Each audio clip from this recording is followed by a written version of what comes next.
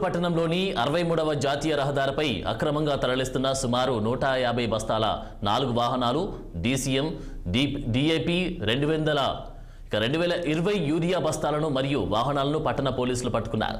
గత కొద్ది రోజుల నుంచి మహారాష్ట్రకు ఎరువులు అక్రమ రవాణా జరుగుతున్నాయని సమాచారం మేరకు పట్టణ పోలీసులు 63వ జాతీయ రహదారిపై తనిఖీలు నిర్వహిస్తుండగా 4 వాహనాల్లో డీఏపీ 2020 యూరియా బస్తాలను గుర్తించి సంబంధిత అధికారులకు సమాచారం ఇవ్వడంతో వారు క్షుణ్ణంగా పరిశీలించారు.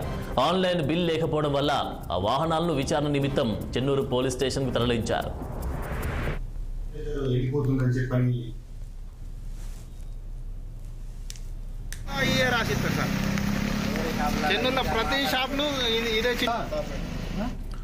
మంచిర్యాల జిల్లా చెన్నూరు పట్టణంలోని 63వ జాతీయ రహదారిపై అక్రమంగా తరలిస్తున్న సుమారు 150 బస్తాల 4 వాహనాలు డీఏపీ 2020 యూరియా బస్తాలను మరియు వాహనాలను పట్టణ పోలీసులు పట్టుకున్నారు.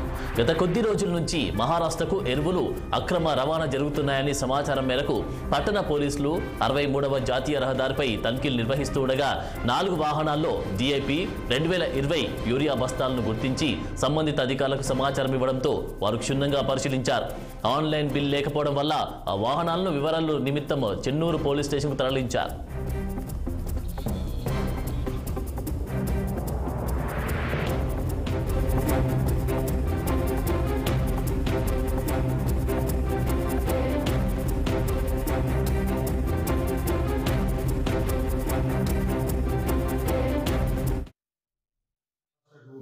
ఇల్లీగల్ గా మన చెన్నూరు పట్టణం నుంచి వెళ్ళి కొంత ఈ ఫెర్టిలైజర్ వెళ్ళిపోతుందని చెప్పని సమాచారం మేరకు దానిపైన మేము నిఘా పెట్టేసేసి ఈరోజు మేము ఒక 4 పార్టీలు ఏర్పాటు చేసుకొని దాన్ని ఇన్ఫర్మేషన్ పెట్టేసేసి అవి హైవే మీద NH63 హైవే మీద వాటిని 4 వెహికల్స్ పట్టుకోవడం జరిగింది.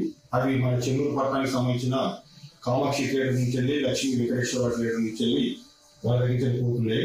దాంట్లో పట్టుకున్న వెహికల్స్ లో నుంచి వెళ్ళి వెరిఫై చేయగా వాళ్ళ దగ్గర జస్ట్ ఖాళీ ఎలాంటి ఆన్లైన్ బిల్లు కానీ ఎలాంటి లేకుండా ఖాళీ వైట్ పేపర్ మీద వాళ్ళకు రాసి చేతితో రాసిన ఇచ్చారు. దానిపైన ఎలాంటి రైతు పేరు కానీ రైతులకు సంబంధించిన కానీ ఎలాంటి నేమ్స్ ఏం లేకుండా వాళ్ళకు ఇచ్చి ఇవ్వడం జరిగింది.